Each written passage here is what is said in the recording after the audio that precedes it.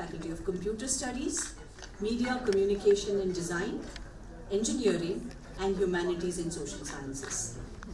So this wide spectrum of programs that we have allows us to offer a large number of interdisciplinary programs. Our students also therefore are able to take courses from all these disciplines at each of their institutions.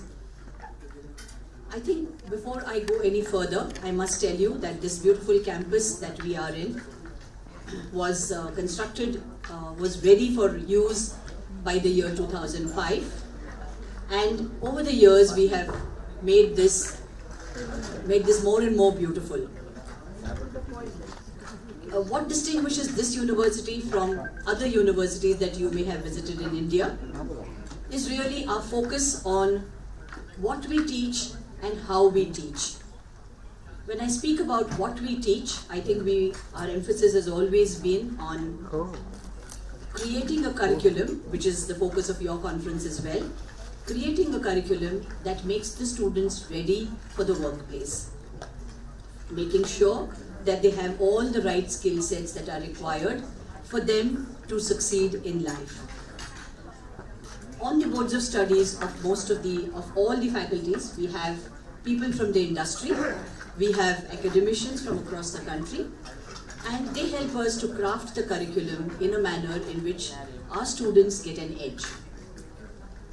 Coming to the how we deliver it, we make sure that the people from industry who help in contributing to design of the curriculum are also involved in the delivery of the curriculum in the form of adjunct faculty or visiting professors. So we draw a large number of people from the industry, especially in the domains of media, in the domain of management, in the domain of health sciences, to come and speak to the students about the real life, real world experiences. This blending of the real world as well as the theory that they learn in class allows them to be functional from day one when they get their recruitments. I'm indeed proud to tell you that over the years, every institute of Symbiosis has been ranked amongst the top institutes in the country. The university itself is ranked the second best private university in the country, and I'm very proud that the recent QS study ranked us among the top 250 in Asia. Each of these accolades comes to us because of the hard work that our students, our faculty, our alumni, and I'm very proud to tell you that our alumni now are working in almost all the top organizations in the country and across the globe. Our selection process is something else that I must speak about. We have a very, very rigorous process of selecting our students. We get, for the postgraduate programs, for about close to about 5,000 seats, we get actually less than 5,000, around 4,000 seats, we get about 100,000 applications. So from this 100,000, we would select just about 4,000 students for the postgraduate programs. This gives us the ability to select some very good students, and with the excellent focus on academics that we have, when they pass out from the portals of the university, they find excellent opportunities to work in the corporate sector. Most companies line up to come and pick our students even before they graduate. In fact, 6 months before they graduate, companies come to campus and pick up our students, and they all have at least one job in their hands before they graduate. So I think that speaks volumes about the kind of inputs that we provide to our students. I'm sure each of the deans will now give you a little insight into the way they shape their programs, the initiatives they take. One of the other things that they may not mention, which I'd like to talk about, is our commitment to the community around us. We have about 23 villages in the vicinity of this university. Over the last few years, we have adopted these villages. When I say adopted, what I mean is we provide healthcare and other services to these villages. We have a mobile van, a mobile clinic, which travels across these villages and provides them preventive and curative healthcare services across all these villages throughout the year. In addition to this, we make sure that we help them with their computer literacy. We try and make sure that we acquaint them with financial literacy, and we try and provide them access to inputs which otherwise they would never have been able to access. This deep commitment to the community around us is embedded in every program through a module called Service Learning, where students visit these villages and work with the people in the villages, helping them to shape a better future. It helps our students in turn to become more sensitized to the needs of the community around us. They come from very privileged homes, our students, and therefore when we show them a world which is different from what they come from, it helps to sensitize them to the needs of the community around us. I will now leave the floor open to Dr. Vidya to speak about the internationalization initiatives very briefly before the deans come and talk to you about their specific domains. We also have a small campus tour organized for you at the end of the presentations of the deans. Thank you very much for your presence here. We are truly delighted that each one of you is here today and for being present at this conference. Thank you.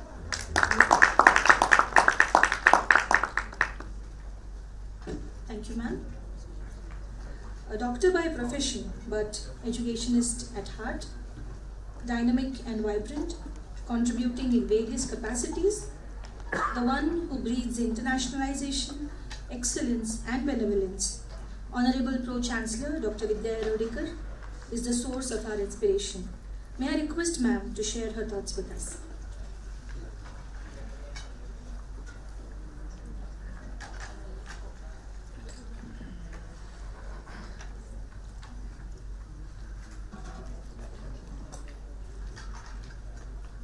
The Vice Chancellor of Symbiosis International University, Dr. Rajni Gupte, the Deans of various faculties at Symbiosis, and my dear international and national guests who've come all the way from all across the world and all across India. Let me first welcome you to this lovely campus, the headquarters of the Symbiosis International University, which is spread over 300 acres of land over the hilltop and the foothills. And I'm sure you're going to visit some of the nooks and corners of this campus, and you will see that it's a very beautifully designed campus, one of the good campuses in the country. But apart from that, you may just come across a peacock, or maybe a snake, or maybe some of those lovely birds. So enjoy the evening or enjoy the afternoon with some of them. Nevertheless, I've been asked to speak about internationalization, and I think that is what we represent in this August gathering. For Symbiosis, internationalization is in its DNA, as we call it. My father, Dr. Muzumdar sir, who you met yesterday briefly during the inaugural session, he established this organization mainly for the welfare of foreign students.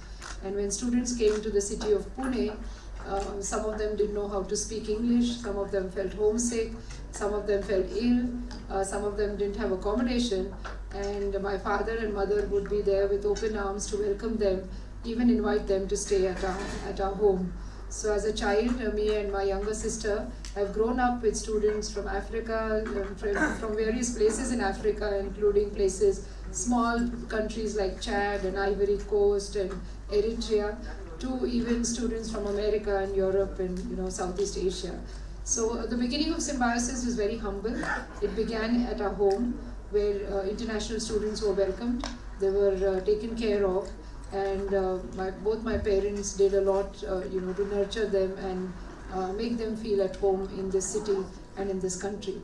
I don't know whether Dr. Shashikala has shown you the film on Symbiosis. You have probably seen it, and I will not go into more details on the film and the establishment of Symbiosis. But that's how Symbiosis began, and as a small not-for-profit organization for foreign students. And over the year, it grew to become a university of a status that it is today, with campuses all across India. And we also have a corporate training center in Oman, in a country in West Asia. internationalization is very dear to us. So when we welcome guests like you and serve you this lovely food, it starts from such a thing as what we call as soft power. So no doubt you will remember the academic deliberations that have taken place in the last 2 days and will take place over the next 2 days. But I'm sure you will also remember this lovely food that is served to you, or Atul having made a presentation on Maharashtrian cuisine, because these are experiences that we give to not only people like you who come as very important academicians from across the globe, but even to international students who come from across the globe. So I'm happy to tell you that we have students from 85 countries. Some of them, of course, you saw at the inaugural ceremony where they came on the stage to give a flag of their country to the chief guest. So we make these experiences really exhilarating for foreign students, so that they not only get good education in this university, but also carry these experiences back home with them. And I'm proud to tell you that some of our students who passed out in the 1970s and 1980s have assumed such top positions that many of them are ministers in their home countries, diplomats, businessmen, and so on. And they still come back to visit us. They still come back to meet Dr. Mazumdar. And not only that, they send the second generation, they send their children to study with us. And I think that is what is the success of any university, when you have very strong alumni, and not only strong alumni, but they believe that their next generations also should study in their universities where they have studied. Apart from this, of course, the diversity in the classrooms for our Indian students makes an experience for Indian students also exhilarating. In the sense that most of our undergraduate classrooms have foreign students discussing a problem that is so relevant to India, but also could be relevant to a country in Africa, or maybe in Nepal, or maybe to a European country as well. So these kind of diversities in classrooms makes the experience of Indian students also very enriching. We have a lot of foreign faculty that come and teach with us. So we have a specialized program which is called the Scholar in Residence program, where we invite people like you to come and stay with us, maybe for any duration of time ranging from 4 to 6 weeks to even 3 months, and some of them even come on sabbatical for 1 year. So those of you who have liked this country and who want to come back, this university will welcome you with open arms. I'm glad to inform you that a discipline like law, which generally wouldn't get foreign faculty to teach, Dr. Shashikala does attract a lot of foreign faculty to come and teach at a law school, and same is the case with the undergraduate business management institution and many of those. So we give these experiences of diversity to our Indian students through the foreign faculty who come and teach them and teach other students from across the world. We have developed very strong collaborations with over 56 universities across the globe. And when I say collaborations, these are active collaborations where our students get to travel on a semester abroad, or we invite students from those universities, partner universities, to study for a semester abroad with us. We do get a lot of study abroad students from the US, of course from Singapore, from Europe. We are a part of the Erasmus Mundus Consortium of universities. Again, the law school takes a lead in being a partner university in the Erasmus scheme. And therefore, there is a good exchange of students at this university. Our faculty also gets to travel abroad on the faculty exchange program. So many of our faculty do get to teach at foreign universities. And as I said, we do invite foreign faculty. I think foreign faculty being in an Indian staff room changes the whole, the whole culture of the staff room. Because as some of you would know that our young faculty who come from the corporate world, or who come from just passing out of their PhD programs, are not so tuned to research, and therefore these international faculty bring in that element and develop joint research programs, many a times even funded research programs with our faculty. So this is a little bit about internationalization that we wanted to convey to you. More importantly, because we also would want to welcome some of you back again to this university, and we will be more than happy if some of you or some of your friends back home in your universities would want to come and teach or do research at a university in India. Then Symbiosis International University would be just the right place. With these few words, I welcome you once again to this lovely campus, and I hope that your stay in the city of Pune is something that is memorable, that you can take back home when you return to your home countries. Thank you.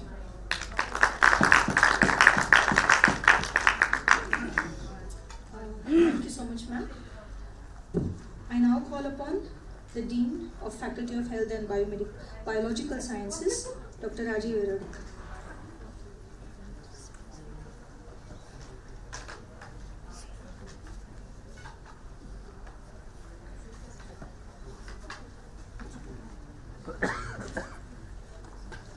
Good afternoon, everyone. Afternoon time post lunch is a siesta time, and a physician by training, gynecologist by training, I find that this is not the ideal time to present. But in the 300 seconds that I have to my disposal, I shall quickly run you through at Hussein Bolt speed through what my faculty has to offer. Sorry for that, and bear with me. 300 seconds is a lot of time. As a gynecologist, I can vouch for it. Faculty of Health and Biological Sciences offers these programs. We've got programs at the undergraduate level, program at the postgraduate levels, through the 5 institutions which are offered by the institutes which come under the Faculty of Health and Biological Sciences, namely the Institute of Health Sciences, the College of Nursing, School of Biological Sciences, School of Sports Sciences, and recently Atul, Chef Atul, there's the School of Culinary Arts. So these are the programs offered by SIHS. These are the programs offered by the Symbiosis College of Nursing, SCON for short, the traditional BSc Nursing, Post-Basic Nursing, and the certificate course in critical care. Programs offered at the SSBS are the postgraduate programs in biotechnology, dietetics, and nutrition. At Symbiosis School of Sports Sciences, we've got a unique program called an MBA in Sports Management, and Chef Atul offers the program of BSc in Culinary Arts, besides the diploma in bakery and patisserie. A lot of research being carried out, being a science-driven faculty.